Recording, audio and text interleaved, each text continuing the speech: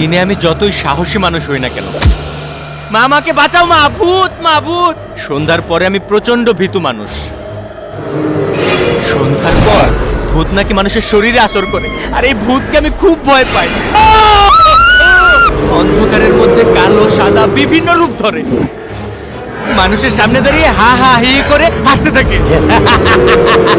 এমন ভয়ঙ্কর রূপ ধারণ করেছে তুই ওখানে দাঁড়িয়েই প্রস্রাব করে দিবি।